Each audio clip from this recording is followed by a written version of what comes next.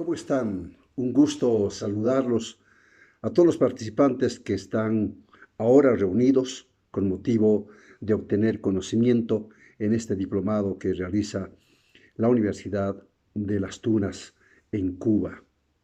Soy el licenciado Humberto Nina, sociólogo de profesión, tengo un posgrado en psicología y pedagogía, pero más que hablar del título, más que hablar de la importancia que radica en los estudios académicos, lo que hoy deseo compartir fundamentalmente es la oratoria pedagógica, pero desde el ámbito no académico estrictamente.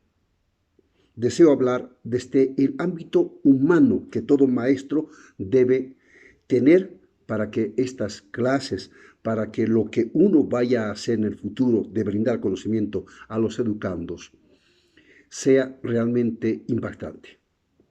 Entonces, algo que deseo también que se pueda tomar en cuenta es un apunte para iniciar. Siempre he estado razonando en esto de qué significa una maestría o un conocimiento sobre lo académicamente obtenido después de una licenciatura. Mucha gente cree que la maestría o el diplomado es un escalón más, aunque evidentemente lo es en términos de documentos, en términos de papeles, en términos de jerarquía. Pero la verdadera maestría, escuche bien, este es un concepto muy personal, pero que viene sustentado en mi experiencia, la verdadera maestría radica en que esa persona de lo difícil lo hace accesible, de lo complicado lo hace llano y sencillo, de bajar el erudismo a la simpleza del hablar, del comunicar, sintiendo para luego emocionar y lograr plena atención de quienes lo escucharan. Entonces, cuando hablamos de oratoria académica, no precisamente quiero que usted tome en cuenta las herramientas, el trabajo académico que debe reinar. Lo que deseo impartir en esta ocasión es algo sencillo, algo fácil y que va a redituar a los futuros o actuales maestros mayor impacto a través de los conocimientos que va a impartir. Vamos entonces a ese punto, lo humano. Cuando usted está frente a un grupo de personas, lo primero que debe hacer es visualizar y lograr conectarse adecuadamente. En mi país, Bolivia, el maestro, por una forma particular de ser, lo primero que hace es, por ejemplo, llamar el control de la asistencia y provocar el orden correspondiente, pero olvida que todo esto tiene que ver con la accesibilidad que debe tener el educador a partir de aquí, de adentro hacia afuera, lo humano. Lograr la atención del estudiante puede obtenerse de muchísimas formas. Por ejemplo, usted sabe muy bien que la pedagogía es el arte de enseñar. Entonces, si esta persona, educador, creativo, sensible, humano, encendiera una radio o, si ustedes quieren, un sonido a través del celular o cualquier otro dispositivo que pueda generar sonido, y pongamos un ritmo, sin duda esto va a permitir la atención. O sea, están todos observando, conversando en el aula, todos están entretenidos con lo suyo, y muchas veces el maestro dice, a ver, muy bien, atiendan, o golpean la mesa y dicen, a ver, atentos, ¿qué pasa ahí? Jiménez, ¿qué le pasa a señor Fernández? Esa es la forma tradicional de llamar la atención. Pero esta vez, como le decía, si incorporamos un sonido, algo que llame la atención, sin duda va a tener inmediatamente los ojos, los oídos, la persona buscando el origen de ese sonido. Y el origen de ese sonido es usted a través de un dispositivo. Todos miran y luego usted inicia con el saludo. Conocemos ya de sobra las partes de un mensaje, las partes de un discurso, de esto de la introducción, el galanteo, el desarrollo y la conclusión. Pero ahora, cuando se imparte un tema en particular, debemos tratar de que sea accesible. Ya hemos llamado la atención, eso es lo más importante. No tengo necesidad de gritar, no tengo necesidad de elevar el volumen de mi voz, no tengo necesidad de golpear nada, sencillamente he recurrido a un sonido que ha capturado la atención. Esta es una de las muchas que podemos encontrar. Por ejemplo, el silencio. Usted sabe muy bien que el silencio también es una técnica muy importante para generar atención.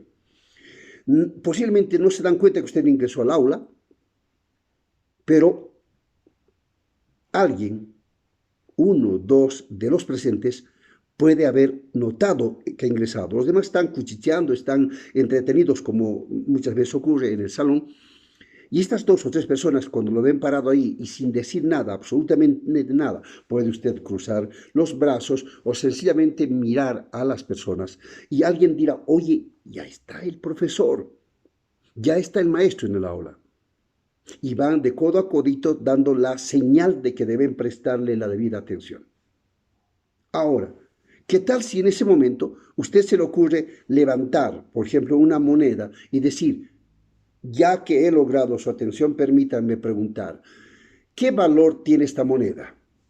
Usted puede poner una moneda del valor que tenga ahí en su país. Y naturalmente las personas agudizan la visión y tratan de conectar con el objeto que está como punto de atención.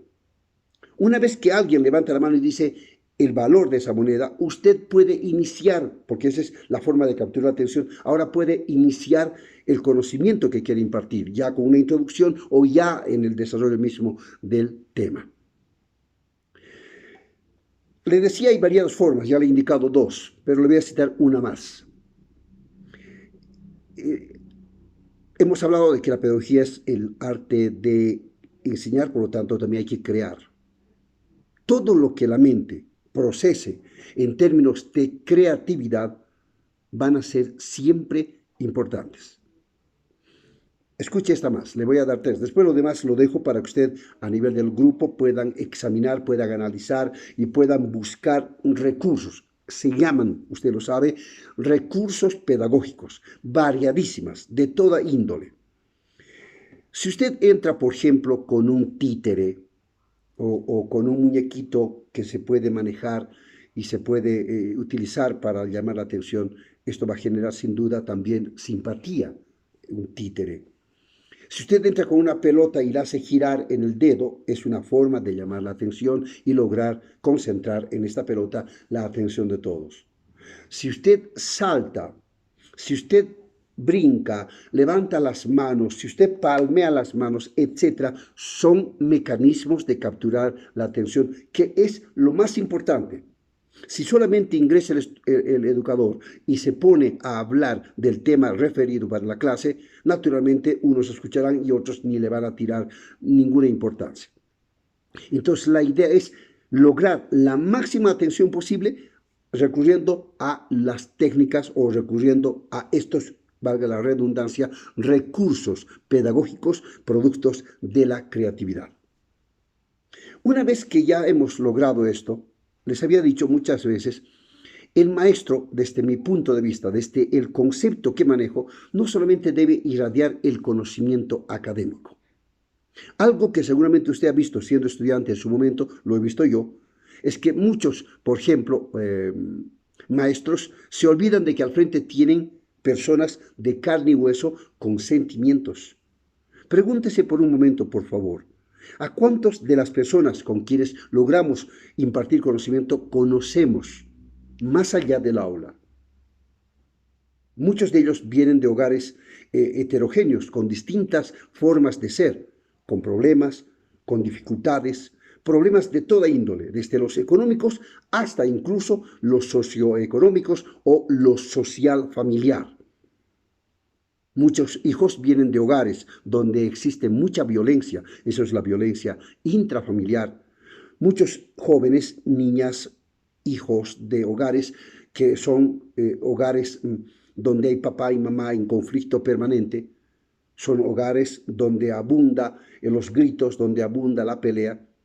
La pregunta es entonces, ¿cómo este estudiante que viene de ese hogar, de ese espacio de convivencia maltrecha, puede estar atento al conocimiento a impartir?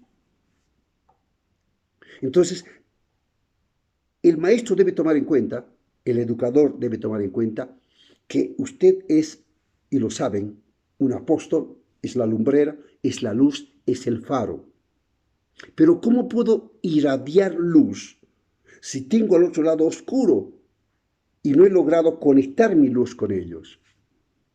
Entonces, el maestro debe tener la capacidad, sin incluso ser psicólogo, de hacer una evaluación inmediata.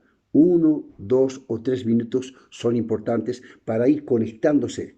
Detectar, tal vez en los primeros 10, 20, 30 segundos, detectar quién es quién, porque conozco los nombres, pero quién es quién en términos de los sentimientos, en términos de sus dificultades y los pueda encauzar. Cuando hablo de encauzar es que debemos tener todos por lo menos unos 15 minutos de hablar de nosotros, antes del tema mismo. Hablar de nosotros, hablar de lo humano, hablar de nuestras necesidades y nuestras dificultades y lograr conectarnos en el alma, en el espíritu de las personas que están frente a mí. Si no lo hacemos esto, estamos haciendo un entrenamiento, una capacitación, una enseñanza estrictamente académica separando lo humano. Y nos tenemos que dar cuenta de que ese estudiante, una vez que culmina sus estudios, debe incorporarse en las actividades sociales, propiamente dicho, en el grupo social, en el estamento social. Pero si carece de la comprensión que debemos brindar nosotros, quienes educamos, de interesarnos por él, de afianzarnos con él, naturalmente estamos generando almas vacías, emociones vacías que a la postre, que a la larga, van a generar también rebeldía y van a ser unos renegados sociales, sin duda. He estado haciendo algunos trabajos acá en mi país respecto a los conflictos que se dan en el mundo y particularmente en mi país, Bolivia, y hemos logrado identificar lo siguiente. Escuche, puede serle de utilidad estos datos. De cada 10 hogares, donde está papá, mamá e hijos, se ha determinado a través de este estudio sociofamiliar de que 7 de esos 10 tienen graves dificultades de relacionamiento familiar. No hay una comunicación asertiva, peor, una comunicación fidelizadora. Entonces, estos dos, que son los ejes centrales de la formación de los hijos, papá, mamá, al estar disueltos en el amor, al estar rotos en una correcta relación de amor, naturalmente esto se convierte en un reflejo muy difícil de asimilar de parte de los hijos. Los hijos no comprenden de por qué dos personas que juraron amarse, valorarse, respetarse hasta que Dios así lo disponga, ahora se miran como perro y gato, pelean cada vez que haya posibilidad, gritan más que hablar. Entonces, estos hijos que absorben esa naturaleza humana, ¿cierto? Pero también esa dificultad de comunicación, naturalmente no aprenden a comunicar sus emociones. Son introvertidos, son reacios, son rebeldes, y esta gente a veces es problemática en el lugar donde se encuentra, en este caso el aula. Como educador, debo procurar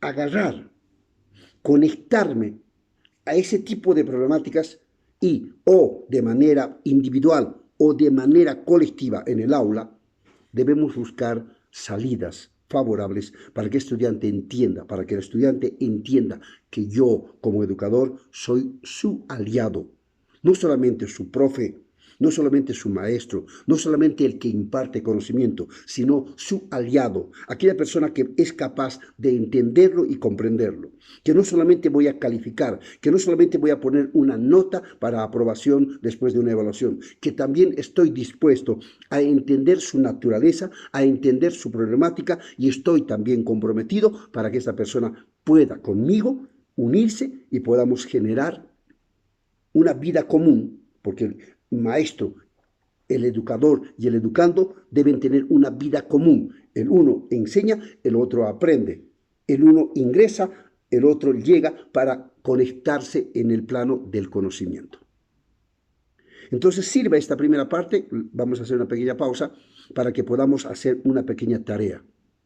Una pequeña tarea. Y esta tarea consiste en que ustedes ahora hagan un análisis del tipo de trabajo que realiza cada uno en su área, del tipo de elementos, del tipo de conocimientos, del tipo de estrategias y planificación escolar que llevamos hacia el estudiante, si está o no también sustentada en esto de lo humano, del amor a lo humano, de la atención a lo humano, y si somos capaces de ser esos aliados, esas personas, esos educadores comprometidos con el desarrollo integral del ser, mente, cuerpo y espíritu.